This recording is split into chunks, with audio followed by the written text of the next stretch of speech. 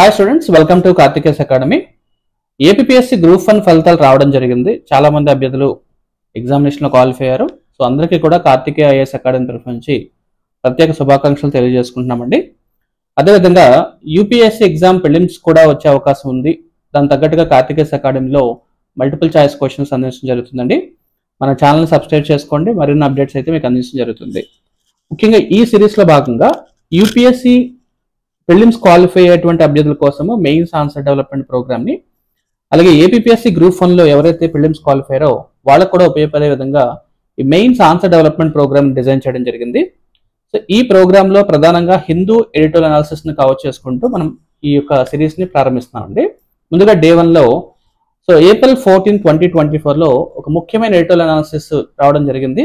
ఆ editorial analysis వచ్చి ఇదనమాట. The climate crisis is not a gender neutral. ఈ ఆర్టికల్ తోటి మనకి హిందూ పేపర్ కనిపిస్తుంది. సో మై డియర్ స్టూడెంట్స్, ఇది ప్రాక్టీస్ చేయాల్సినటువంటి క్వశ్చన్ అండి. ఒకసారి క్వశ్చన్ చూడండి.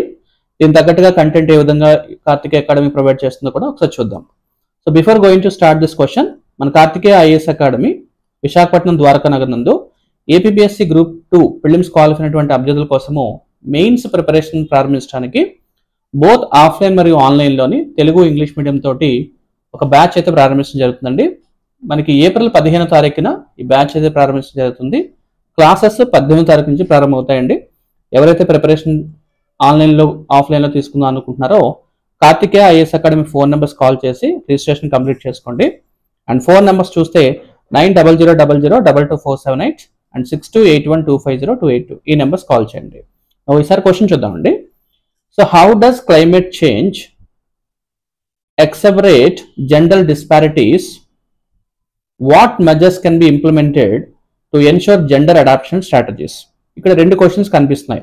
ముఖ్యంగా వాతావరణ మార్పు లింగ అసమానతలను ఎలా పెంచుతుంది అనేది ఒక క్వశ్చన్ అండి. సో ఫస్ట్ క్వశ్చన్ వచ్చేసి how does climate change increases gender disparities అనేది మనం డిస్కస్ చేసుకోవాలి.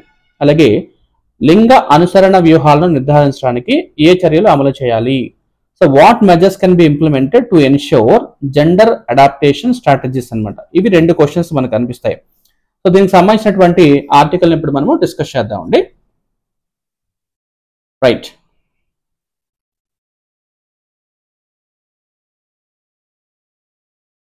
సో మన కార్తికేయ అకాడమీ అందిస్తున్నటువంటి రెగ్యులర్ ఎడిటోరియల్ అనాలిసిస్ ప్రతి స్టూడెంట్ కూడా సో ఈ టైప్ ఆఫ్ డాక్యుమెంట్ అయితే అందించడం జరుగుతుంది. ఒకసారి చూద్దామండి.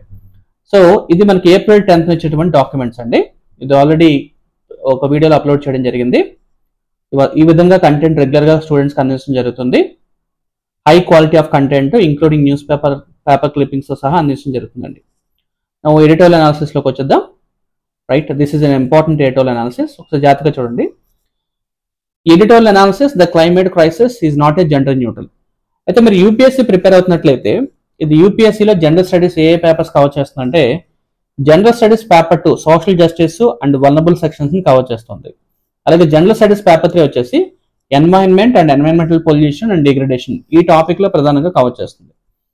యూపీఎస్సీ కానవచ్చు ఏపీఎస్సీ పర్స్పెక్టివ్ ఏంటి అంటే ఏ కోణంలో ఈ టాపిక్ ని మనం అడ్రస్ చేయాల్సి ఉంటుందంటే this topic is very crucial for UPSC or APSC aspirants as it is addresses environmental sustainability, social justice and gender empowerment in policy making అనమాట. ఇది ప్రధానంగా ఈ టాపిక్ ని కవర్ చేసేటువంటి ముఖ్యమైన సెక్షన్స్. 2017లో అడిగిన క్వశ్చన్ వచ్చేసి యూపీఎస్సీలో అడిగిన క్వశ్చన్ వచ్చేసి climate change is a global problem, how will India be affected by climate change, how Himalayans and coastal states of India be affected by climate change. ఇది already ఇవ్వడం జరిగింది. ఈ టైప్ ఆఫ్ మోడల్ ఆన్సర్స్ అయితే రాయడం జరుగుతుంది.